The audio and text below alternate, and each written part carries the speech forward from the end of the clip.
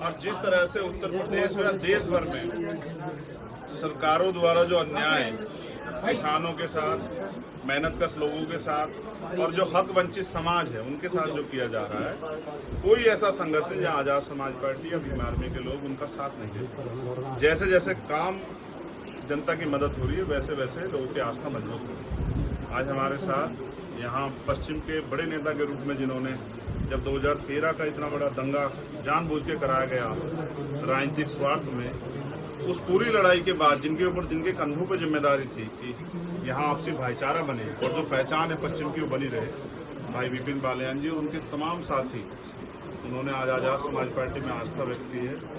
और मुझे पूरा विश्वास है कि जैसे उनके जैसे सम्मानित मजबूत नेता हमारी पार्टी जुड़ेंगे, ऐसे ऐसे पार्टी पश्चिम में और मजबूत होती जाएगी। शेखर भाई, लोकसभा चुनाव आने वाले हैं, क्या भूमिका रहेगी? लोकसभा चुनाव से पहले 2023 के विधानसभा चुनाव थे 5 स्टेट, और मैं अभी भी तेलंगाना से लौटा हूँ।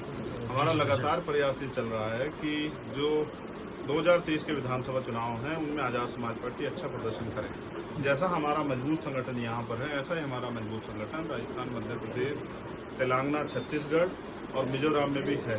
तो अभी 2023 में हमारी पार्टी और हमारे सम्मानित नेतागण ज्यादा काम कर रहे हैं।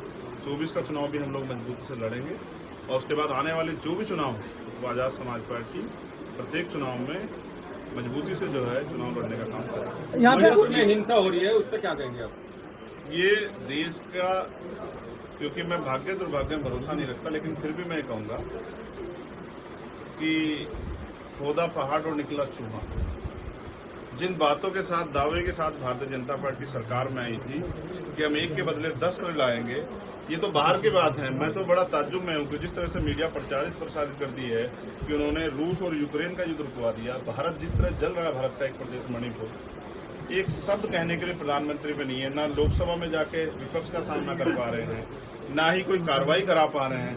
भारतीय जनता पार्टी की एक ही नीति है कि उनको चुनाव लड़ना है। बहन बेटियों के सम्मान के लिए ये पश्चिम है, पूरा देश ही हमेशा से खड़ा रहा। हमारी सभ्यता और पहचान है कि यहाँ देवियों की तरह बहन बेटियों की पूजा होती है, उनका सम्मान होता है, उनके सम्मान में तमाम तरह के बलिदान दिए जाते हैं। भारत का एक गौरवशाली इतिहास है। लेकिन बुरा यह है कि आज की सरकारों को बहन बेटियों के सम्मान से कोई मतलब नहीं है।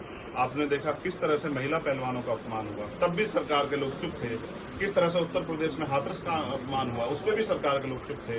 किस तरह से दिल्ली का अपमान हुआ, उस पर भी सरकार के लोग चुप थे। जब भी बीजेपी के लोग या उनसे जुड़े हुए लोग अपराध में शामिल होते हैं या उनके द्वारा कानून का जो है मजाक उड़ा जाता है, हमेशा बीजेपी के लोग चुप होते हैं। ये चरित्र जनता देख रही है और जनता आज अपने आप को ठगा महसूस कर रही है। जिनको हमने ये सोचा था कि रक्षा करेंगे, ये जिनके लोग ही आज जो है गरीबों की जान लेने पर तुल गए हैं, प्रदेश जल रहे हैं, वो अपनी शक्ति का प्रयोग नहीं कर रहे। इसका मतलब वो मणिपुर छोड़ो, जब किसी भी प्रदेश में किसी बहन बेटी को न्याय नहीं दिला पाएंगे, ऐसा महसूस होगा। चंद्रशेखर जी, आपने सपा और रालोद का गठबंधन था, लेकिन उन दोनों में आपस में इस बार तालमेल नहीं मिल रही है। क्या कहेंगे इसमें?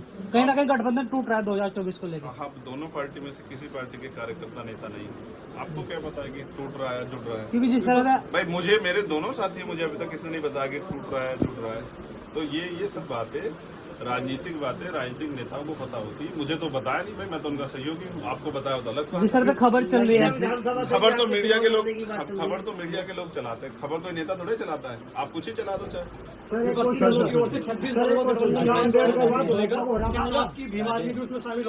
नहीं, अभी हमारी पार्टी आजाद समाज पार्टी मजबूती से अपने चुनाव की तैयारी कर रही है। भविष्य में क्या होगा इसके बारे में आज कुछ भी कहना संभव नहीं है।